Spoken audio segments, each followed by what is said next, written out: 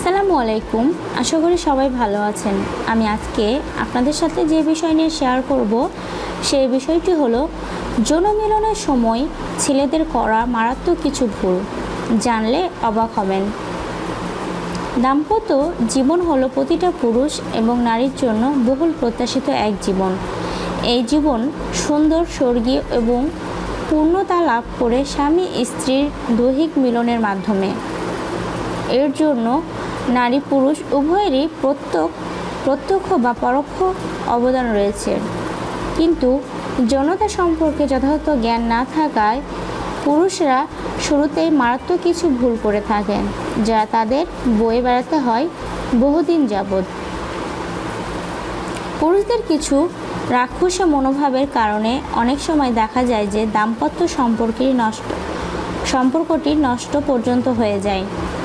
এই সমস্যার মূল কারণ হলো দৈহিক মিলন এবং মেয়েদের যৌন ইচ্ছা আকাঙ্ক্ষা সম্পর্কে ছেলেদের স্বচ্ছ ধারণার অভাব।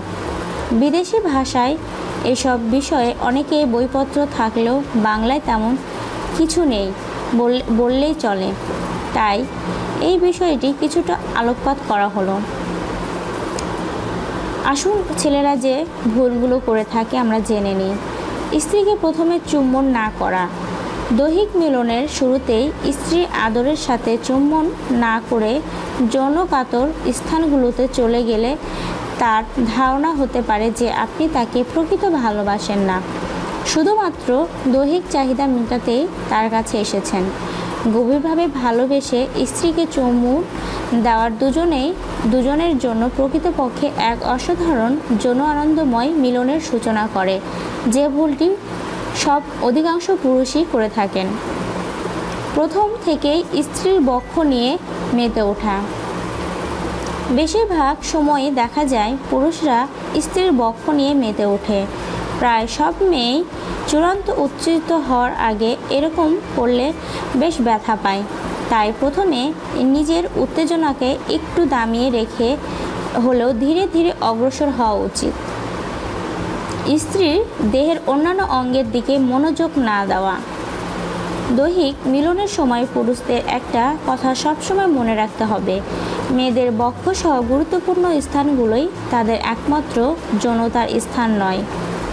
পুরুষদের মূল যৌনাকার অঙ্গ তাদের দেহের মাত্র কয়েকটি স্থানের মধ্যে সীমাবদ্ধ থাকলেও মেয়েদের প্রায় পুরো দেহে স্পর্শকাতর, তাই তার দেহের এমন একটি স্থানও যেন না থাকে যেখানে স্বামীর স্পর্শ যায়নি। একটু থেমে বিশ্রাম নেওয়া। পুরুষরা যেমন চরম উত্তেজনার সাথে সামান্য সময়ের জন্য থেমে গেলেও আবার সেই স্থান থেকে শুরু করতে পারে, মেয়েদের পক্ষে এটা সম্ভব না। তাদের উত্তেজিত হতে যথেষ্ট সময়ের প্রয়োজন। চরম উত্তেজিত হওয়ার পথে হঠাৎ থেমে গেলে তারা আবার আগের অবস্থায় ফিরে যায়, ফলে আবার নতুন করে তাদের উত্তেজিত করে তুলতে হয়। তাই যত কষ্টই হোক স্ত্রীর চরম উত্তেজনা না আসা পর্যন্ত তাকে আদর করা চালিয়ে যাওয়া উচিত প্রত্যেক পুরুষেরই।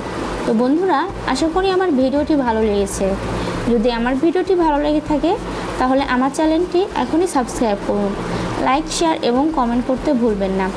ভিডিওটি দেখার জন্য ধন্যবাদ।